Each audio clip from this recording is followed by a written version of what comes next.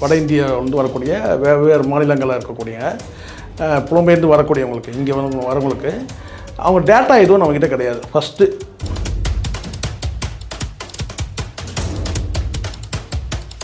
தமிழ்நாடு மட்டும் கிடையாது, இங்கே கர்நாடகா இருக்கட்டும், ஆந்திராவாக இருக்கட்டும். ஆந்திராவிலையும் ஆல்ரெடி ஆந்திராவில் வட இந்திய இளைஞர்கள் வேலை செய்கிறாங்க.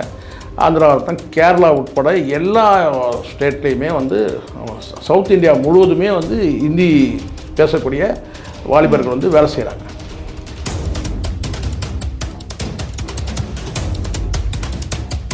இந்த சைடில் மிசோராம், மணிப்பூர் இந்த மாதிரியான இடங்கள்லேருந்து கூட வேலை செய்யும் போது வேலை செய்கிறத யாருக்கும் ஆட்சேபனை இல்லை. உழைக்கிறாங்க, அதுக்கான ஊதியம் பெறுறாங்க. அதில் ஆனால் இந்த மாதிரியான நபர்களுக்குள்ள கிரிமினல் இருக்கிறதுக்கான வாய்ப்பு இருக்குல்ல. அப்போது அது இங்கே இருக்கிற வாழக்கூடிய குடிமக்களுக்கும் அது பேராபத்தாக முடியலாம்.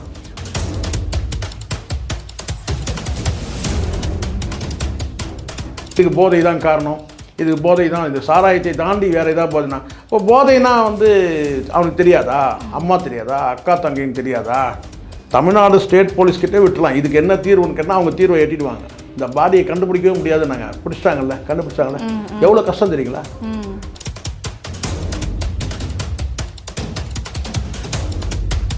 இப்போ புலம்பெயர்ந்து வரக்கூடியவங்களுக்கு பாதுகாப்பு இல்லை. யாரால் பாதுகாப்பு இல்லை? அந்த நபர்களாலே பாதுகாப்பு இல்லை.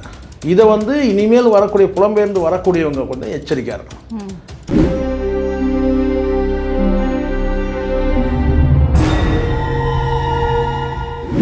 ஆடுகளம் சேனல் நேயர்களுக்கு வணக்கம். இன்றைய நேர்காணலில் நம்மோடு இணைந்திருக்கிறார் மூத்த பத்திரிகையாளர் திரு செகுவரா அவர்கள். வாருங்கள் பேசுவோம். வணக்கம் சார். வணக்கம். தமிழ்நாட்டை உலுக்கிய சமீபத்திய ஒரு சம்பவம் தான் இன்னைக்கு ரொம்ப பெரிய ஹைலைட்டாக பேசப்பட்டுட்டு வருது. ஏற்கனவே தமிழில் சட்டம் ஒழுங்கு சரியில்லைன்னு ஒரு பக்கம் புகார் இருந்துகிட்டு இருக்கு. இந்த வேளையில் எப்படி ஒரு சம்பவம், வேறு விஷயத்துக்கே வந்துடுறேன். வட மாநில தொழிலாளர்கள், அதாவது ஒரு குடும்பமே கொலை செய்யப்பட்டு கொல்லப்பட்டிருக்கிறார்கள். அதனுடைய பின்னணி முதல்ல சொல்லுங்கள் சார். பொதுவாக இந்த மாதிரியான இந்த புலம்பெயர்ந்த வட இந்தியா வரக்கூடிய வெவ்வேறு மாநிலங்களில் இருக்கக்கூடிய புலம்பெயர்ந்து வரக்கூடியவங்களுக்கு இங்கே வரவங்களுக்கு அவங்க டேட்டா எதுவும் நம்மக்கிட்ட கிடையாது. ஃபஸ்ட்டு முதல்ல நான் சொல்கிறேன்.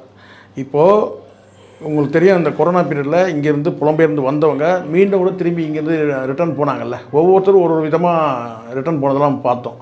இங்கே பூர்வீகமாக இங்கே இல்லை. அதாவது இங்கே ஒரு கஷ்டம் வருதுன்னும் போது அந்த கஷ்டத்துலேயும் இங்கே இருக்க விரும்பலை. ஆனால் அங்கே இந்தியா முழுவதும் தான் கொரோனா இருந்தது. இருந்தாலும் கேட்டால் சரி, உயிர் போச்சுன்னா நமக்கு பாதுகாப்பு யாருமே இங்கே இல்லையே, எதுவும் செய்கிறதுக்கு கூட இங்கே யாரும் இல்லையன்றதுக்காக என்ன செஞ்சிட்டாங்கன்னா, அந்த கொரோனா பீரியடில் புலம்பெயர்ந்தவங்க அத்தனை பேருமே அந்தந்த மாநிலத்துக்கு நடந்து போனாங்க, சைக்கிளில் போனாங்க, சில பேர் வழியிலே இறந்தும் போனாங்க. இதெல்லாம் நம்ம நிறைய பார்த்தோம். ரொம்ப கொடூரமாக இருந்து அதையே நம்மளால் தாங்க முடியல. ஏன்னா அவங்க இங்கேயே இருந்தாலும் கூட உயிரோடு இருந்திருக்கலாம். அந்த கொரோனாவில் எல்லாருமே இறந்துட்டாங்க இல்லை, ஊசி போட்டு இங்கேயே இருந்துருக்கலாம். ஆனால் இருந்தாலும் ஒரு கஷ்டம்னு வரும்போது அவங்க அவங்க தாயகத்தை, அதாவது அவங்களுடைய தாய்மண் எதுவோ அதை தேடி அவங்க போனதை நம்ம பார்த்தோம். இங்கே இந்த மாதிரியான புலம்பெயர்ந்து வரக்கூடியவங்களுக்கு ஒரு டேட்டா கலெக்ட் பண்ணி வைக்கிறது நல்லது. இப்போது இங்கேயே கிரிமினல்ஸ் இருக்கிறாங்கன்னு வச்சுங்க, அவங்க டேட்டா கலெக்ட் பண்ணி வச்சுருப்பாங்க. நாளைக்கு திடீர்னு ஒரு குற்றம் நடக்குதுன்னா, ஒரு க்ரைம் சம்பவம் நடக்குதுன்னா உடனே அந்த டேட்டா வச்சு முதல்ல செக் பண்ணுவாங்க. இந்த நம்மக்கிட்ட இருக்கிற டேட்டா அப்படி இதில் இருக்கிற நபர்கள் யாராவது இந்த குற்றத்தை செஞ்சுருக்காங்களான்னு சொல்லி இந்த கைரேகை மூலமாக பார்ப்பாங்க. அப்போ டீட்டெயில்ஸ் எல்லாமே கிடைக்கும். இப்போது ஏற்கனவே நம்மக்கிட்ட இருக்க பிரதானமான ஒரே ஒரு அடையாள அட்டை என்னன்னு கேட்டிங்கன்னா அது ஆதார் அட்டை தான். மீதி எல்லா அட்டையும் செல்லாமல் போகுது. அந்த ஆதார் அட்டை கூட பார்த்தீங்கன்னா இந்தியாவில் மட்டும்தான் செல்லுபடி ஆகுன்ற மாதிரி இருக்குது. வேற்று நாடுகளில் போனோம்னா நம்ம ஆதார் அட்டையெல்லாம் ஒரு பொருட்டை மதிக்கிறதில்ல. முழுக்க நம்மக்கிட்ட இந்த அடையாளமாக இருக்கிறது 2 அட்டை. அந்த 2 அட்டையில் வாக்காளர் அட்டை, அதுக்கப்புறம் ஆதார் அட்டை. ஆதார் அட்டை தான் பிரதானமாக பார்க்கக்கூடாது. ஆதாரமே அதுதான். அதனால தான் ஆதார் அட்டைன்றது வச்சுருக்கேன். அப்படி இருக்கும்போது இங்கே ஆதார் அட்டையை கொண்டு வராங்கன்னா அவங்களுடைய ஆதார் அட்டை அடிப்படையில் கூட நீங்கள் அந்த டேட்டாவை கலெக்ட் பண்ணி வைக்க முடியும். ஆனால் அது யார் செய்யணும்? உள்ளாட்சி அமைப்புகள், அதாவது வருவாய்த்துறையை சார்ந்த நிர்வாகம் இங்கே ஒருத்தர் புலம்பெயர்ந்து வராங்க, இங்கே நீண்ட காலமாக பயணிக்க போகிறாங்க, வாழ்க்கை நடத்த போகிறாங்க அப்படின்னு சொன்னால் அவங்களோட டேட்டாவை கலெக்ட் பண்ணி வைக்கிறது நல்லது. எல்லாருக்குமே அது பயனுள்ளதாக இருக்கும். அல்லது இப்போது உங்களுக்கு தெரியும்னு நினைக்கிறேன், இப்போ ஒரு ஹோட்டலில் போய் நம்ம ஸ்டே பண்ணுறோன்னா 2 நாள் ஸ்டே பண்ணுறோன்னா நம்மளுடைய ஆதார் அட்டையை கேட்குறாங்க. அப்போ தான் நம்ம எந்த ஹோட்டல்லையுமே நம்ம தங்க முடியும். ஒரு ஹோட்டல்லையே அப்படி இருக்கும், நமக்கு வந்து அந்த மாதிரி இருக்கும்போது அது தப்பு ஒன்றும் கிடையாது. இப்போ நாங்களே வந்து 2 நாள் முன்னாடி ஒரு ஹோட்டலில் போய் தங்குறேன், அங்கே ஆதார் அட்டையை வந்து கேட்குறாங்க, இல்லை அடையாள அட்டையை வேறு ஏதாவது ஆதார் அட்டை இல்லாத போது வேறு அடையாள அட்டையை நம்மக்கிட்ட கேட்குறாங்க. அப்போது ஒரு ஹோட்டலில் தங்குறதுக்கே அப்படின்னு கேட்டால் ஒரு ஸ்டேட்டில் வந்து தங்குறாங்க, அவங்க வேலை செய்கிறாங்கன்னா அவங்களுடைய டேட்டா வந்து முதல்ல இருக்கணும். அந்த டேட்டா எதுவும் இது வரைக்கும் அந்த மாதிரி எதுவும் பண்ணலை. அது அதிமுக ஆட்சி காலத்தில் ஜெயலலிதா பீரியடில் வந்து ஆட்சி காலத்தில் அந்த டேட்டாவை கலெக்ட் பண்ணுறதுக்கான ஸ்டெப் எடுத்தாங்க. அது ஸ்டெப் எடுக்கும்போது வந்து அது பல விதமான நெருக்கடி ஆகி அது வந்து இந்திய இறையாண்மைக்கே எதிரானது. இப்படிலாம் வந்து நம்ம வந்து ஒரு ஸ்டேட் விட்டு இன்னொரு ஸ்டேட்டில் வரவங்களெல்லாம் நீங்கள் டேட்டாலாம் கேட்கக்கூடாதுன்னு சொல்லிட்டாங்க. அதுக்கு வந்து உங்களுக்கு வந்து அது கிடப்பில் போட்டாங்க. நான் யூகிக்கிறேன் என்னென்னு கேட்டால், ஏன் அந்த டேட்டாவை கலெக்ட் பண்ணாமல் தடுக்கப்பட்டாங்கன்னா, உங்களுக்கு தெரியும் கேட்டால் சமீப காலம்ன்றது சில வருடங்களாக கிட்டத்தட்ட ஒரு 10 வருடமாக கூட சொல்ல முடியும். உள்நாட்டு யுத்தம்னு சொல்லுவாங்களே, நக்சல்கள் வந்து இந்த மாதிரியான வந்து உள்நாட்டு யுத்தம்ன்றது பல ஸ்டேட்டில் நடந்தது உங்களுக்கு தெரியும். அது மேற்கு வங்கமாக இருக்கட்டும், குறிப்பிட்ட பகுதிகள் அதான் சொல்கிறாங்களா, இந்த உல்ஃபா கில்பா இதெல்லாம் சொல்கிறாங்களே, இந்த மாதிரியான தீவிரவாத அமைப்புகள் வந்து ஒடுங்கி போனதை நம்ம பார்க்குறோம். அது காரணம் என்ன, இந்த நக்சல்லாம் உருவாகிறதுக்கு காரணமே வேலைவாய்ப்பின்மை தான் காரணம். இந்த வேலைவாய்ப்பு இல்லாத இளைஞர்களை வந்து நக்சல்கள் தங்களுடைய பாதைக்கு இழுத்துக்கிறாங்கன்றதுனால தான் மத்திய அரசுன்னு கேட்டால் வேலைவாய்ப்பு ஏற்படுத்தான்னு கேட்டால் வெவ்வேறு மாநிலங்களை போய் நீங்கள் பிழைச்சிங்க அப்படின்றது தான். அப்படி வெவ்வேறு மாநிலங்களை போய் பிழைக்கும் போது பார்த்தீங்கன்னா இன்றைக்கி எல்லா நான் சொல்கிறது தமிழ்நாடு மட்டுமே இவங்க நினைக்கிறாங்க. தமிழ்நாடு மட்டும் கிடையாது, இங்கே கர்நாடகாவாக இருக்கட்டும், ஆந்திராவாக இருக்கட்டும். ஆந்திராவிலையும் வந்து ஆல்ரெடி ஆந்திராவில் வந்து வட இந்திய இளைஞர்கள் வேலை செய்கிறாங்க. ஆந்திராவட்டம், கேரளா உட்பட எல்லா ஸ்டேட்லேயுமே வந்து சவுத் இந்தியா முழுவதுமே வந்து ஹிந்தி பேசக்கூடிய வாலிபர்கள் வந்து வேலை செய்கிறாங்க. வேலை செய்கிறதுல உழைக்கிறதுல அதுவும் என்ன சொல்லப்போனால் ஒரு படி மேலேயே கூட நான் சொல்கிறேன், இப்போல்லாம் சமீபத்தில் வந்து ஓரளவுக்கு கொஞ்சம் அவேர்னஸ் வந்து தங்களுக்கான ஊதியத்தை கேட்டு வாங்குகிறாங்க. ஒரு 5 வருஷத்துக்கு முன்னாடிலாம் வந்து அது எந்த ஒர்க்காக இருக்கட்டும், அது மெட்ரோ ஒர்க்காக இருக்கட்டும், இல்லை எந்த ஒர்க்காக இருந்தாலும் உழைப்பு சுரண்டலுக்கும் அவங்க ஆளானாங்க. ஸோ இதெல்லாம் எதுக்காக இதெல்லாம் நான் சொல்கிறேன்னா, ஒரு குறிப்பிட்ட ஒரு ஸ்டேட்லேருந்து இன்னொரு ஸ்டேட்டுக்கு போயிட்டு நீங்கள் வேலை செய்யும் போது அந்த டேட்டாவை கலெக்ட் பண்ணி வைக்கிறது ஒன்று காவல்துறை கலெக்ட் பண்ணணும், அல்லது உள்ளாட்சி அமைப்புகள் அதாவது வருவாய்த்துறை சார்ந்தவங்க அதை வந்து கலெக்ட் பண்ணி வைக்கணும், ஒரு குறிப்பிட்ட இடத்துல தங்கியிருந்தால் கூட. ஆனால் அந்த மாதிரி எதுவும் செய்யறதில்ல. வேலைவாய்ப்பு கொடுக்கக்கூடிய நிறுவனங்கள் வேணுன்னா ஒரு சிலர் அத்தாட்சி வாங்கிக்கலாம். அது கூட அவங்க எந்த மாதிரியான அத்தாட்சி வாங்குகிறாங்க, அந்த அத்தாட்சியெல்லாம் கொண்டு போயிட்டு இவங்க போலீஸ் ஸ்டேஷனில் சரண்டர் பண்ணுறாங்களா, அப்படியே போலீஸ் ஸ்டேஷனில் கொடுத்தாலும் பார்த்திங்கன்னா அந்த போலீஸ் ஸ்டேஷன் வந்து இந்த சம்மந்தப்பட்ட நபர் வந்து எந்த ஸ்டேட்டை சார்ந்தவர், அந்த ஸ்டேட்டில் இவருடைய நடவடிக்கைகள் என்ன, இவர் நல்லவரா கெட்டவரா, கிரிமினல் வழக்கில் சம்மந்தப்பட்டிருக்காரா, இப்படி வந்து இவங்க வந்து செக் பண்ண முடியும், சோதனை பண்ணுவோம். அந்த மாதிரியும் எதுவும் கிடையாது. எந்த ஆய்வுக்கும் உட்படாமல் ஒரு ஸ்டேட்லேருந்து, பீகார்லேருந்து, ஜார்க்கண்ட்லேருந்து, இல்லை இன்னும் இந்த சைடில் மிசோராம், மணிப்பூர் இந்த மாதிரியான இடங்கள்லேருந்து கூட வந்து வேலை செய்யும் போது வேலை செய்கிறது யாருக்கும் ஆட்சேபனை இல்லை. உழைக்கிறாங்க, அதுக்கான ஊதியம் பெறுறாங்க. அதில் ஆனால் இந்த மாதிரியான நபர்களுக்குள்ள கிரிமினல் வந்து இருக்கிறதுக்கான வாய்ப்பு இருக்குல்ல. அப்போது அது வந்து இங்கே இருக்கிற வாழக்கூடிய குடிமக்களுக்கும் அது வந்து பேராபத்தாக முடியலாம். ஒரு பெரிய குற்ற வழக்கில் வந்து சம்மந்தப்பட்டிருப்பான், மிகப்பெரிய குற்ற வழக்கில் இல்லை ஒரு 10 பேரை கொன்று இருப்பான், இல்லை வந்து சூறையை வந்து கொள்ளையடிச்சிருப்பான், பெரிய கொள்ளைக்காரனாக இருப்பான். இப்படியான நபர்கள் வந்து கிரிமினல் பின்னணி உள்ளவர்கள் வந்து குற்ற பின்னணி உள்ளவர்கள் இங்கே வந்து தங்கும் போது பார்த்தா இங்கே எல்லாருக்கும் இங்கே இருக்கிறவங்க பேராபத்து தான். அதில் என்ன ஒரு விஷயம் அப்படின்னா, இந்த குடும்பம் வந்து பார்த்தீங்க அப்படின்னா ஒருவரை நம்பி வந்திருக்கு. சிக்கந்தர் அப்படின்ற ஒரு நபரை நம்பி தான் இங்கே வந்திருக்காங்க. வேலை தேடி அலைஞ்சிருக்கிறாங்க, ஒரு பாதுகாப்பான இடத்துல தங்க வச்சிருக்கிறாங்க. கூட வந்தவரே வந்துட்டு ஒரு பெண் மோகத்தினால வந்துட்டு ஒரு பெண் ஆசைக்கு இணங்கலை அப்படின்ற ஒரு காரணத்துக்காக ஒரு குடும்பத்தையே வந்து இல்லை. எனக்கு இந்த விஷயத்தில் நான் பார்க்குறேன் ரொம்ப பரிதாபமான, எவ்வளோ நம்மளும் வந்து பார்த்துருக்குறோம், படிச்சிருக்கிறோம், எவ்வளோ செய்திகள் கேள்விப்பட்டிருக்கிறோம். ஊடகங்களில் நிறைய செய்திகள் தினம் கிரிமினல் சம்மந்தப்பட்ட செய்திகள் வருது. இது வந்து ரொம்ப நெஞ்சை உழுக்கிற மாதிரி ஆயிடுச்சு. இது எனக்கு எப்படி ஞாபகம் வருதுன்னா, கொஞ்ச காலத்துக்கு முன்னாடி ஒரு நபருக்கு வந்து ஆயுள் தண்டனை கொடுக்குறாங்க. அந்த வழக்கு இதே நம்ம முதன்மை செஷன்ஸ் கோர்ட்டில் தான், சென்னையில் தான். அந்த வழக்கு என்னென்னு கேட்டிங்கன்னா, ஒரு மார்வாடி ஃபேமிலி அவங்க வந்து அந்த குடும்பத்தில் வந்து ஒரு பையனை வேலைக்கு வைக்கிறாங்க. அதே வட இந்தியாவை சேர்ந்த அவங்க ஊரை சார்ந்தவங்களும் ஏதோ ஒருத்தரை வந்து வேலைக்கு வைக்கிறாங்க.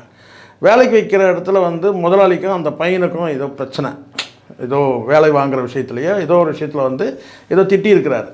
அவன் என்ன செஞ்சிட்டான், உடனே அந்த அவங்க குழந்தை வந்து 3 வயசு ஒரு சின்ன குழந்தை, அந்த குழந்தைய கொண்டு போய் என்ன செஞ்சுட்டான் வந்து ரயில் தண்டவாளத்தில் இந்த பக்கம் அம்பத்தூரோ அப்படி ஏதோ இந்த சைடில் கொண்டு போய் என்ன செஞ்சுட்டான், கொரட்டூரோ ஏதோ இந்த பக்கம் பற்றவாக்குமா, அங்கே போய் என்ன செஞ்சுட்டான் அந்த 2 காலையும் பிடிச்சிக்கிட்டு அந்த குழந்தைய வந்து தண்டவாளத்திலே அடித்து கொண்டுட்டான்.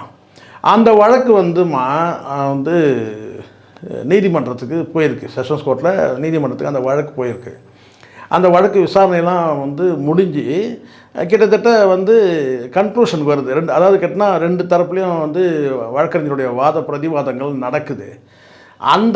அந்த கேஸ் நடக்கும்போது நான் அந்த கோர்ட்டில் வந்து வேறு ஒரு வழக்கு சம்மந்தமாக நான் வந்து அங்கே போயிருக்கிறேன்.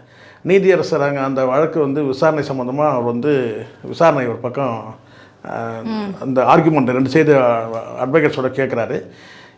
பாதிக்கப்பட்ட குழந்தை இறந்தவருடைய அந்த குழந்தையோட அப்பா வந்து அந்த குழந்தையோட ஃபோட்டோ வச்சுக்கிட்டு நின்றுட்டுருக்கிறாரு இந்த சைடில், அந்த சைடில் நின்றுட்டுருக்கிறாரு. அந்த சைடில் வந்து பார்த்திங்கன்னா ஒரு வயசான அம்மா அப்பா, அந்த பையன் இந்த பையன் கொலை பண்ணாமல் பாருங்க, அந்த பையன் அவன் உட்காந்துட்டு கால் மேலே கால் போட்டு உட்காந்துருந்தான்.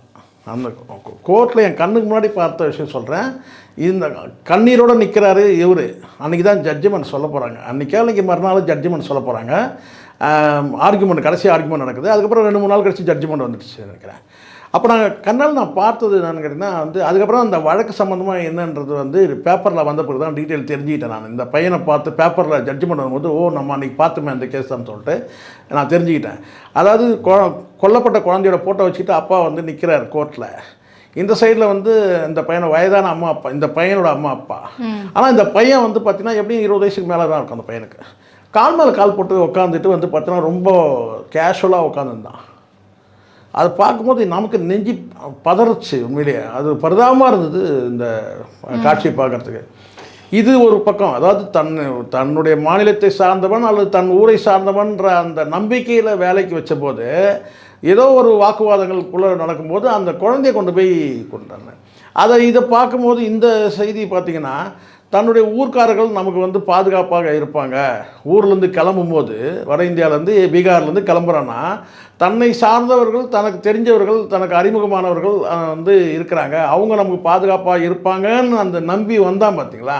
அந்த நம்பிக்கைக்கு வந்து பார்த்திங்கன்னா வந்து துரோகம் பண்ணுற மாதிரி வந்து அந்த பெண்ணை ரேப் பண்ணுறது, இங்கே வந்து அதுக்கப்புறம் வந்து இந்த குழந்தைய கொல்றது, அவனை அடித்து கொள்வது, இது மாதிரி வந்து மிருகங்கள். நம்மளும் இந்த மாதிரி சமூகத்தில் தான் நம்ம வாழ்ந்துகிட்டு இருக்கிறோம்னு நினைக்கும் போது வெக்கமாக இருக்குது. உண்மையிலே வெக்கமாக கேவலமாக இருக்குது. இவ்வளோ இப்படி நெஞ்சில் ஈரமே இல்லாமல் இப்படி கூட சில மனிதர்களால் இருக்க முடியுதா? என்ன தான் போதை? எனக்கு சில பேர் சொல்கிறாங்க போதைன்னு செருப்பால் அடிக்கணும். போதையெல்லாம் கிடையாது.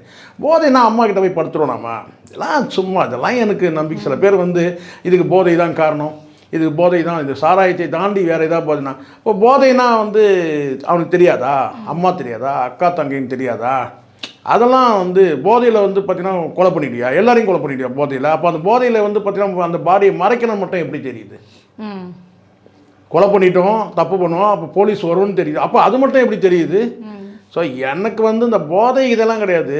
இதெல்லாம் வந்து மிருகத்தனம். அதாவது அந்த பெண்ணை அடையணுன்ற அந்த மிருகத்தனம் அது வந்து கேட்டினா இதுதான். இது வேணால் சொல்லுங்கள், காம போதையை வேணால் சொல்லுங்கள். ஆனால் வந்து போதையில் பண்ணிட்டான், போதையில் வந்து நிலை தடுமாறி பண்ணிட்டான், அதெல்லாம் சும்மா. அதெல்லாம் வந்து அவன் வந்து அந்த பெண்ணை அடையணுன்ற அந்த வெறி வந்துடுச்சு அவனுக்கு. எப்படி வந்து நிர்பயா கேஸ் எப்படி உங்களுக்கு தெரியும்ல, அந்த மாதிரி அந்த சுச்சுவேஷனில் அதே மாதிரி தான் மகேஸ்வரின்னு சொல்லிட்டு இங்கே ஐடி கம்பெனி பெண்ணை வந்து கொடூரமாக பண்ணிட்டானுங்க. இதே வட இந்தியாவை சார்ந்த. நான் இதில் வட இந்தியா தென்னிந்தியான்ற அந்த இதில் பார்க்கல, யார் செய்தாலும் குற்றம் தான். ஆனால் ஒரே ஒரு விஷயம் நான் என்ன கேட்குறேன்னா, உங்களை நம்பி வந்தான்ல உங்கள் ஊர்க்காரன், உங்களை நம்பி எங்களெல்லாம் நம்பலை. இப்போ எங்களைனா நம்ம சொல்ல மாட்டோம். அந்த ஸ்டேட் ஒரு புது, இப்போ நாமளே கூட இருக்கிறோமா, இப்போ ஒரு அதர் ஸ்டேட்டில் போய் நம்ம வந்து தங்குறோம்னு சொன்னால் அங்கே நம்ம ஊர்க்காரன் தானா நமக்கு எப்படி இருக்கும்? இங்கே தமிழ் பேசுகிறவங்க வந்து கொஞ்சம் சேஃபாக உணர்வு எப்படி அங்கே வந்து அது ஒரு பற்றத்தோடு பார்த்துப்பாங்கல்ல. அப்படின்னா இப்போ இங்கே டெல்லியில் போய் தங்குறோம், வேறு ஒரு ஸ்டேட்டில் போய் நம்ம தங்குறோம் போது அதில் நம்ம ஊர் தமிழ்நாட்டுக்கு சார்ந்தவங்க அங்கே இருக்கிறாங்கன்னு சொல்லும்போது நமக்கு உடனே வந்து அந்த இது வந்துடும், அந்த பாசம் வந்துடும். இங்கே இருக்கும்போது கூட நம்ம ஒத்துமையாக இருக்க மாட்டோம், அடிச்சுப்போம் ஒருத்தர். என்ன நீ இந்த ஜாதி நான் அந்த ஜாதின்னு. ஆனால் அதே அதர் ஸ்டேட்டில் போயிட்டீங்கன்னா நீங்கள் ஜாதியெல்லாம் பார்க்க மாட்டீங்க. அங்கே வன்னியர், நாயுடு, முதலியார், நாயக்கர் இதெல்லாம் பார்க்க மாட்டோம். அங்கே தமிழன் வேறு ஸ்டேட்டில் போனாலும், ஏன் வேறு கண்ட்ரியில் போனாலும் அப்படி தான். வேறு கண்ட்ரியில் வந்து போனாலும் அப்படி தான். இப்போ நீங்கள் போலந்தில் போனீங்கன்னா அங்கே தமிழ்நாட்டை சார்ந்தவங்க இருப்பாங்க. ஆஸ்திரியாவில் போனீங்கன்னா, யூரோப் கண்ட்ரியில் எங்கே போனாலும் நம்ம தமிழ்நாட்டை சார்ந்தவங்க ஒரு 10-15 குடும்பம் இருக்கும். அன்றைக்கி அவங்க பொங்கல் விழாவை கொண்டாடுவாங்க, வந்து தமிழ் வருட பிறப்பு கொண்டாடுவாங்க, இப்படி இருக்கும். அப்போ நம்ம அங்கே போன உடனே பார்த்தீங்கன்னா அங்கே தமிழ்நாட்டை சார்ந்தவங்க கேட்டால் ஒரு 50 கிலோமீட்டர் இருந்தால் கூட நம்ம அங்கே போய் பேசிட்டு வருவோமே அவங்கள்ட்ட. அப்படி ஸோ இப்போது பீகார்லேருந்து இங்கே ஒருத்தர் கிளம்பி வந்திருக்கான்னா அவன் இங்கே இருக்கிறவங்கள வந்து நம்பி வரான் போது அவனுக்கு எவ்வளோ பாதுகாப்பாக இருக்கணும், எவ்வளோ அரணாக இருந்து அவனுக்கு வந்து செஞ்சுருக்கணும். இங்கே இதில் ஒரு விஷயம் நீங்கள் கவனிச்சிங்கன்னா, இந்த சம்பவத்தில் நான் பார்க்குறேன், இந்த 5 பேர் கொண்ட நபர்கள் இருக்கிறாங்க. இந்த 5 பேருமே பார்த்தீங்கன்னா வெவ்வேறு வயதுடையவர்கள். அதில் 5வது நபருடைய பேரை சொல்ல மாட்டேங்கிறாங்க. அது காரணம் ஒரு வேளை மைனராக இருக்கலாம் நான் நினைக்கிறேன் ஒரு வேளை. ஆனால் வந்து அந்த 4 பேருமே பார்த்தீங்கன்னா வெவ்வேறு வயது உடங்களாக இருக்காங்க. அப்போ எப்படி? அது வந்து இவங்க எல்லாரையும் இணைச்சது போதையும் கிடையாது. அந்த பெண் மீது இவங்களுக்கு வந்து அந்த பெண்ணை வந்து அடையணுன்ற எண்ணம் இவங்களுக்கு இருக்குது. அதுக்கப்புறம் வேணால் கூடுதலாக எக்ஸ்ட்ராவாக வேணால் அந்த இது குடித்ததுனாலன்னு கிடையாது. அவங்க வந்து அந்த பெண்ணோட அவன் வந்தது பாதுகாப்பு இல்லாமல் சிக்கிட்டான். இவங்ககிட்ட வந்து குடும்பத்தோடு வந்து சிக்கிட்டான். இனிமேல் இந்த மாதிரி புலம்பெயர் தொழிலாளர்களுக்கு நடக்கக்கூடாதுன்னா தமிழக காவல்துறை என்ன மாதிரி நடவடிக்கைகளை மேற்கொள்ள? கரெக்டான கேள்வி கேட்டிங்கம்மா. தயவு செய்து இது வந்து எந்த அரசுமே வந்து இதை வந்து அரசு, மத்திய அரசோ மாநில அரசோ வந்து இதுக்கு வந்து ஒரு சொல்யூஷன் எட்டுறதை விட சம்மந்தப்பட்ட காவல்துறைக்கிட்டே விட்டுடலாம், தமிழ்நாடு ஸ்டேட் போலீஸ்கிட்டே விட்டுடலாம். இதுக்கு என்ன தீர்வுன்னு கேட்டால் அவங்க தீர்வை எட்டிடுவாங்க. இந்த பாடியை கண்டுபிடிக்கவே முடியாது. நாங்கள் கண்டுபிடிச்சிட்டாங்கல்ல, எவ்வளோ கஷ்டம் தெரியுங்களா? குப்பை மேட்டில் வந்து ஒரு பொருள் நீங்கள் வந்து ஒரு பொருளே போனுச்சுன்னா கூட குப்பையில் போய் கொட்டிட்டீங்கன்னு வச்சுங்க, ஏதோ உங்கள் வீட்டு பொருளே கொண்டு போய் ஒரு கொட்டிட்டீங்கன்னு வச்சுங்க, அதுக்கப்புறம் அதை நீங்கள் கண்டுபிடிக்க முடியாது. ஏன்னா அந்த குப்பை மேடு எப்படி இருக்குன்றதை நான் கற்பனை பண்ணி பார்க்குறேன். ஏன்னு கேட்டிங்கன்னா, நான் இங்கே வர்றதுக்கு முன்னாடி அந்த பிரிண்ட் மீடியாவில் இருந்து வெளியே வந்து அதுக்கப்புறம் நான் வந்து ரயில்வேல வேலைக்கு போகிறதுக்கு முன்னாடி இடைப்பட்ட ஒரு 3 மாதம் வந்து நான் சென்னை மாநகராட்சியில் வேலை செஞ்சேன். அதுவும் குறிப்பாக கன்சர்வன்சியில் ஒர்க் பண்ணேன். அதனால் நான் வந்து அந்த கொடுங்கையூர் குப்பை மேட்டில் என்னுடைய பயணம் ஒரு 2-3 மாத பயணம் இருக்குது, அந்த லாரி ஓட்டிகிட்டு போகிறது வரதுலாம். ஸோ அப்படி இருக்கும்போது எனக்கு அந்த குப்பை மேட்டில் அந்த அனுபவங்கள் சிலதெல்லாம் அங்கே இருக்குது. சாதாரணமாக வந்து பார்த்திங்கன்னா வந்து குப்பையில் ஒரு பொருளை போட்டுட்டிங்கன்னா, ஞாபகம் மறதியாக நீங்கள் குப்பை தொட்டியில் போட்டிங்கன்னா அந்த குப்பையை வந்து லாரியில் போயிடும், லாரி வந்து போய் அங்கே டம்ப் பண்ணணும். அதுக்கப்புறம் நீங்கள் முடிஞ்சு போச்சு, மாத்திர வேண்டியதா, அவ்வளோதான். நீங்கள் அதோட அது பொருள் என்ன. இப்போ இந்த பெண்ணை வந்து பார்த்திங்கன்னா அந்த குப்பை தொட்டியில் கொண்டு போய் போட்டிருக்கிறானுங்க, அது மேலே குப்பையை போட்டிருப்பாங்க, அது அப்படியே தூக்கி வந்து உங்களுக்கு தெரியல இப்போ எப்படி சிஸ்டம் எடுக்கிறதுனா அந்த லாரியில் அப்படியே வந்து டம்ப் கொட்டுறாங்க. அதை வந்து அப்படியே கொண்டு போய் லாரியில் போகும்போது பார்த்திங்கன்னா லாரிக்கு மேலே குப்பையை போட்டுகிட்டே இருக்கும்போது நான் கேட்டிங்கன்னா வந்து கீழே போய்ட்டு அந்த பாடி அங்கே போய் கொண்டு போய் அடுத்தடுத்து லாரிகள் வந்து உங்களுக்கு போடும்போது பார்த்தீங்கன்னா குப்பையோட குப்பையாயிடும். அடையாளம் ரொம்ப கஷ்டம் அந்த மாதிரி தேடி அதை கண்டுபிடிச்சு. ஆனாலும் வந்து தேடி கண்டுபிடிச்சாங்கன்னு வச்சுக்கிறேன். பாடின்றதுனால அது துர்நாற்றம் வீசக்கூடியது இருக்கும். அதை வச்சு தான் இப்போ ஒரு நாள் மேலே போனாலே அந்த துர்நாற்றம் வீசக்கூடியது வந்துடும். அதுவும் குப்பை மேட்டில் எல்லாமே துர்நாற்றம் தான்.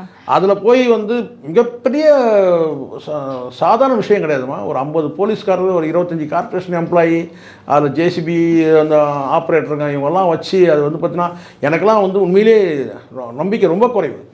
ஏன்னா அந்த மாதிரி இருக்கும் அந்த குப்பை ஏரியாவே பகுதியே வந்து பார்த்திங்கன்னா அந்த சேரும் சகதியமாக இருக்கும். அதுவும் மழை இப்போ தான் சமீபத்தில் உங்களுக்கு தெரியும் இல்லையா, மழை வேறு பெஞ்சு விட்டு இருந்த காலம் இல்லையா, அதனால் மழை பெய்யும் போது அப்படியே அழுந்திக்கும்.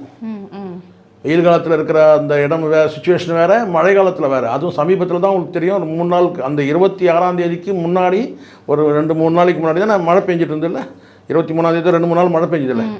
ஸோ அப்போது இதெல்லாம் யோசிக்கிறோம். இதெல்லாம் அப்போ எப்படி இதை வந்து தேடி கண்டுபிடிச்சி, ஆனால் கண்டுபிடிச்சி எடுத்துட்டாங்க. ஏன்னா கண்டுபிடிச்சி எடுத்தால் தான் கேஸ் நிற்கும். ஆமாம். ஏன்னா கற்பழிப்பு வழக்குன்றது வந்து பார்த்தீங்கன்னா பெண்ணை வந்து இப்போ இந்த 2 மர்டருக்கே இவனுக்கு மேலே வந்து கேஸ்ன்னு வச்சுங்க. பட் இருந்தாலும் கற்பழிப்பு என்ன நோக்கம்ன்றது இருக்குல்ல, உள்நோக்கம் வந்துன்னா அந்த பெண்ணை அடையணுன்றது தான் நோக்கம். அது தடுக்க தான் கணவனை வந்து கொண்டு இருக்காங்க, பிள்ளையை கொண்டு இருக்காங்க. உண்மையிலேயே போலீஸை வந்து பாராட்டணும். எத்தனை நாள் சோறு தண்ணியில் 2 நாள் எப்படியும் கஷ்டப்பட்டு வந்து ராத்திரி பகலாக வந்து வச்சு தேடி எடுத்துருக்காங்க. இது பெரிய சேலஞ்சான கேஸ் தான் இது. இப்போ தான் நான் யோசிக்கிறேன் என்னன்னு கேட்டிங்கன்னா, இந்த மனிதர்களுக்கு வந்து இப்போ புலம்பெயர்ந்து வரக்கூடியவங்களுக்கு பாதுகாப்பு இல்லை. யாரால் பாதுகாப்பு இல்லை? ம். அந்த நபர்களாலே பாதுகாப்பு இல்லை. இதை வந்து இனிமேல் வரக்கூடிய புலம்பெயர்ந்து வரக்கூடியவங்க கொஞ்சம் எச்சரிக்கையாக இருக்கணும். ம். நீங்கள் அதுக்காக இங்கே இருக்கிறவங்களாம் யாரும் பண்ணலையா, இங்கே இருக்கிறவங்களால வந்து எல்லாம் அப்படியே பாதுகாப்பு அப்படி நம்ம அந்த சர்டிஃபிகேட் நம்ம கொடுக்க முடியாது. இங்கேயும் அந்த கல்பிரேட் அந்த மாதிரி கிரிமினல்கள் இங்கே இருக்க தான் செய்கிறானுங்க. அது நம்ம தான் அலர்ட்டாக இருக்கணும். இப்போ இந்த சம்பவம் நமக்கு என்ன வந்து தெரியுதுன்னு கேட்டால், வட இந்தியாவிலேருந்து வரக்கூடியவங்க கொஞ்சம் அலர்ட்டாக இருக்கணும். நம்ம வந்து ஒரு பெண்ணோடு இருக்கிறோம், இங்கே வந்து இருக்கிறவன் எப்படி இருந்தாலும் அவன் ஆண் தானே, அவன் ஸ்டேட். ஆனால் இவன் நம்பிட்டு இருக்கிறான், கௌரவ் குமார் வந்து நம்பிட்டு இருக்கிறான் என்னென்னா நம்ம ஸ்டேட்டஸ் இருந்தவங்க நம்ம பாதுகாப்புறோம். இது ஒரு முட்டாள்தனமான நம்பிக்கை. இங்கே எல்லாமே வந்து பார்த்தீங்கன்னா வந்து மனுஷங்க தான். எந்த நேரத்தில் எவன் எப்படி மாறுவான்றதை சொல்ல முடியாது. நாம தான் எச்சரிக்கையாக இருக்கணும். ஒவ்வொரு நிமிடமும் நாம தான் எச்சரிக்கையாக இருக்கணும். கண்டிப்பா. ஸோ இது வந்து எல்லா புலம்பெயர் தொழிலாளர்களுக்கும் ஒரு ஒரு குழந்தை மக்களுக்குமே அந்த பகுதியில் பார்த்தீங்கன்னா வந்து ரொம்ப கஷ்டமான அந்த பார்க்கும்போது சில நேரம் உங்களுக்கு தெரியும். நீங்கள் அந்த சம்மந்தப்பட்ட பகுதி இப்போ அவங்க சொல்லக்கூடிய அந்த பகுதியெலாம் இருக்குல்லம்மா, இப்போது அடையார் சில பேர் சில அறிவாளிகள்லாம் கேட்குறாங்க. நான் கேட்டிங்கன்னா வந்து போலீஸ் என்ன பண்ணிட்டு இருந்தாங்க, இந்த இந்த இந்த தரமணியில் இந்த சம்பவம் பண்ணிவிட்டு ஒவ்வொரு இடத்துல எங்கெல்லாம் மத்திய கைலாஷ் இந்த அடையாறு இந்த பகுதியில் தான் இந்த பாடியெல்லாம் தூக்கி குப்பை தொட்டியில் போட்டிருக்கிறான், வந்து காவால போட்டிருக்கிறான், ஒன்று வந்து பேங்கான போட்டிருக்கான்னு சொல்லிட்டு. நான் இப்போ கூட உங்களுக்கு சொல்கிறேன், இன்றைக்கி கூட யார் வேணாலும் கிளம்பி போய் பாருங்கள், ராத்திரி 11 மணிக்கு போய் பாருங்கள். ஏன்னா அந்த பகுதி அப்படி தான் இருக்கும். நீங்கள் அந்த பகுதியில் வந்து இந்த சைடில் பிரிட்ஜு மேலே போகும், இந்த சைடில் வந்து சாலை இருக்கும், கீழே ஒரு பக்கம் போகும், மேலே ஒரு பக்கம் பிரிட்ஜு, ஒரு பக்கம் மெட்ரோ ஒரு பக்கம், இப்படி எல்லாம் இருந்தாலும் கூட பார்த்தீங்கன்னா இதே தரமணியில் 30 வருஷத்துக்கு முன்னாடி இருந்த நிலைமை வேறு. அன்றைக்கி கூட நீங்கள் சொல்லலாம், காடாக இருந்தபோது கூட பார்த்தீங்கன்னா பாதுகாப்பு இருந்திருக்கும், காடு தான்.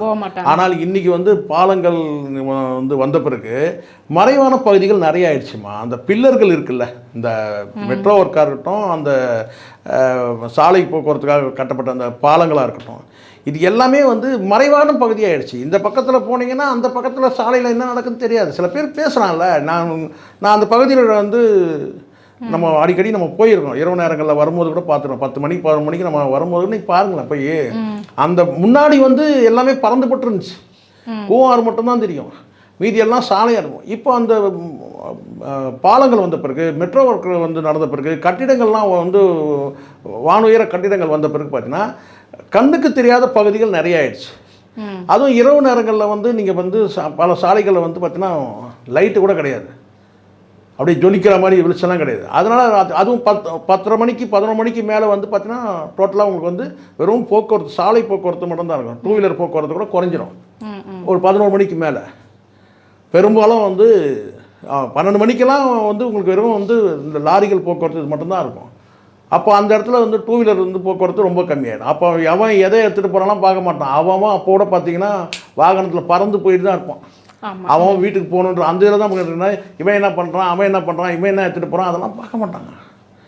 காவல்துறையை வந்து ரோந்து வந்தாலும் கூட பார்த்தீங்கன்னா இந்த பக்கம் ஒரு பக்கம் போனாலும் கூட இன்னொரு பக்கம் மறைவான பகுதிகள் நிறைய ஆயிடுச்சுன்னு சொல்ல வரேன். இந்த பாலங்கள் இது ப்ராக்டிக்கல் நான் சொல்கிறது, எல்லாரும் பேசுகிறவங்க பேச முடியாது, முட்டுக்கெல்லாம் கொடுக்கவே கிடையாது. அந்த ரோந்து பணியில் இருந்தாலும் கூட பார்த்தீங்கன்னா அந்த பாலங்கள், அந்த பில்லர்கள், அந்த சைடில் இருக்கிற வந்து பாதை, இந்த சைடில் இருந்து போகும்போது அந்த சைடில் இருக்கிற மறைஞ்சிரும், அந்த சைடில் போகும்போது இந்த பக்கம் மறைஞ்சிரும். அதுக்கப்புறம் பிரிட்ஜி முடியும் போது தான் அந்த ரோடு கனெக்ட் ஆகும். இப்படி வந்து நிறைய வந்து அங்கே இன்னும் பணிகள் வேறு நடந்துகிட்டு இருக்குது. மெட்ரோ பணிகள் நடக்கும்போது பார்த்தீங்கன்னா அந்த ஷீட்டை போட்டு அடிச்சதுனால அந்த சைடில் யார் போகிறான், இந்த சைடில் யார் போகிறான், நிறைய சிக்கல் இருக்குது. தூரத்துலேருந்து நான் சொல்கிறது நீங்கள் யார் வேணாலும் பயணித்து பார்த்துக்கலாம். இன்றைக்கி ராத்திரி கூட 11 மணிக்கு 12 மணிக்கு போங்க, அந்த பகுதிகள் அப்படி தான் இருக்குது, இருட்டாக தான் இருக்குது. சில பகுதிகள் மறைவான பகுதி தான் இருக்குது. அதனால் நாம் வந்து எச்சரிக்கையாக இருக்கணும், சேஃபாக இருந்துக்கிறது. நம்ம தான் இங்கே வந்து அவன் வந்து சிக்கிட்டான் அந்த குறிப்பிட்ட. அதுவும் வந்து உங்களுக்கு தெரியும், அந்த பில்டிங்லாம் கட்டுற பகுதிகள்லாம் உள்ளுக்குள்ளே ரொம்ப இன்டீரியர் உள்ள, அங்கெல்லாம் வந்து குரல் கொடுத்தா கூட சில பேர் சொல்கிறாங்க வந்து அப்பாவித்தனமாக இருக்குது, அவங்க கேட்டால் கத்துற சவுண்டு கேட்காதாங்க. கத்துற சவுண்டு கேட்க எங்கே கேட்கணும்னு கேட்டால் அந்த கட்டிடத்துக்குள்ளே கேட்கும், அவ்வளோதான். அதை தாண்டி சாலைகளாக வருது, ஏன்னா சாலையை விட்டு உள்ள தூரமாக தானே இருக்குது அந்த கட்டிடங்கள் கட்டுற இடம்லாம். அங்கேருந்து இன்னொருத்தர்லாம் குரல் கொடுத்து வந்துலாம் அது பண்ண முடியாது. அந்த இடமே அப்படி தான் இருக்கும். அது சொன்னால் தான் நீங்கள் நேராக போய் பார்த்தா தான் தெரியும். அங்கெல்லாம் உள்ளே போகிறதே தப்பு. நமக்கே ஒரு எச்சரிக்கை உணர்வு வேணும். ஒரு பெண்ணை வச்சுக்கிட்டு நம்ம வந்து இந்த 5 பேர் 6 பேர் இருக்கிற இடத்துல ஒரு ஆண்கள் மத்தியில் வரணுமேன்றதை அவன் கொஞ்சம் அந்த அவேர் இல்லை அவனுக்கு. ஏதோ ஒரு சூழ்நிலை வந்து சிக்கிட்டான். அப்படிதான் நான் நினைக்கிறேன். கண்டிப்பா ஒரு வேளை 2 நாள் 3 நாள் இந்த மாதிரி ஒரு நாள் நைட் ஃபுல்லாக குடிச்சிட்டு இடிச்சு கத்திருந்தானா இது நமக்கு சேஃப்டி இல்லை அப்படின்னு உணர்ந்திருக்கலாம். ஆனால் அதுக்குள்ளவே நடந்துட்டு இருக்குது எல்லாமே. அந்த வந்த ஒரு நாள்லேயே தானே எல்லாமே நடந்திருக்கு. மதியம் வந்திருக்கா, அந்த இரவே வந்து நடந்துட்டுருக்கு. ஸோ அது வந்து இது இனிமேல் இந்த மாதிரி வரும்போது கேட்டினா கிரிமினல் பின்னணி உள்ளவர்கள் அப்படின்ற அந்த இது பண்ணலாம். இப்போ இவங்களாம் இதுக்கு முன்னாடி கிரிமினல் பின்னணி இல்லாதவர்கள் கூட இருப்பாங்க. அது கேட்டால் இப்படி வந்துடுவாங்க சில பேர். இப்போ இவங்களுக்குலாம் ஏற்கனவே கிரிமினல் பின்னணி இல்லைனாலும் கூட வந்து இது மாதிரியான வந்து இப்போ ஒரு பெண்ணோட வந்து ஒரு குடும்பத்தோடு வரான்னு வச்சுங்க. ஒரு இண்டிவிஜுவலாக ஆணாக வர்றது வேறு, ஒரு பெண்ணோட வந்து தங்குறான்னு சொன்னால் அவங்களுக்கு தங்குறதுக்கான தனி முகாம் ஏதாவது இருக்கணும். அந்த மாதிரி முகாமில் இருந்தால் தான் அது நல்லது. இல்லைன்னா இந்த ஆண்களோட இது மாதிரி இந்த மாதிரி சம்பவம் நாளைக்கு இன்னொன்று நடக்காதுன்னா வந்து உத்தரவாதம்லாம் சொல்ல முடியாது. கண்டிப்பாக இதே மாதிரி கூட நடக்கலாம். அப்போது குடும்பத்தோட வரவனுக்கு என்ன பாதுகாப்பு, இந்த புலம்பெயர்ந்து வந்து இங்கே வேலை செய்யக்கூடிய நபர்களுக்கு என்ன பாதுகாப்பு இருக்குது அப்படின்ற ஒரு கேள்வி இந்த சம்பவத்தில் நமக்கு வருது. இனிமேல் குடும்பத்தோடு வரவங்களுக்கு வந்து பார்த்தீங்கன்னா ஒரு பாதுகாப்பு அந்த சம்மந்தப்பட்ட நிறுவனங்கள், அது கட்டுமான நிறுவனங்கள் ஏற்படுத்தி தரணும். ஃபேமிலியோடு வராங்கன்னா இண்டிபெண்ட்டாக வரானான்னு சொல்லிட்டு இது எல்லாமே வந்து பார்த்தீங்கன்னா இவன் இன்னும் வேலையிலையும் சேரல. அங்கே வந்து பார்த்தீங்கன்னா அவங்க இனிமே தான் வேலைக்கே சேரணும். அதுக்குள்ளே இது நடந்திருக்கு. இனிமேல் இந்த மாதிரி சம்பவம் நடக்காமல் இருக்கிறதுக்கு வந்து பார்த்தீங்கன்னா இந்த சம்பவத்தில் எடுக்கக்கூடிய நடவடிக்கை இருக்குது இல்லையா, இதில் பெறக்கூடிய தண்டனை இதெல்லாம் வந்து இனிமேல் கொஞ்சம் அவேர்னஸாக இருப்பாங்க. இனிமேல் வந்து வட இந்தியாவில் வரக்கூடியவங்களுக்கும் இது ஒரு உதாரணம் ஆயிடுச்சு. நம்ம வந்து இனிமேல் நம்ம ஸ்டேட்காரனை கூட இனி நம்பக்கூடாது, நமக்கு நாமளே தான் பாதுகாப்பாக இருந்துக்கணும், பாதுகாப்பு உறுதி பண்ணிட்ட பிறகு ஃபேமிலியை கூப்பிட்டு வரணும்னு ஒரு அவேர்னஸ் இருக்கும். கண்டிப்பாக சார். ஸோ வந்து நம்மளுடைய பாதுகாப்பு நம்ம கையில் தான் இருக்குது. தமிழக அரசும் வந்துட்டு இதில் கொஞ்சம் கவனம் செலுத்தணும் அப்படிங்கிற இந்த வீடியோ மூலமாக வந்து எல்லாத்துக்கும் தெரியப்படுத்திக்கலாம். எங்கள் கேள்விகளுக்கு ரொம்ப சிறப்பான பதில் சொன்னீங்க சார். ரொம்ப நன்றி.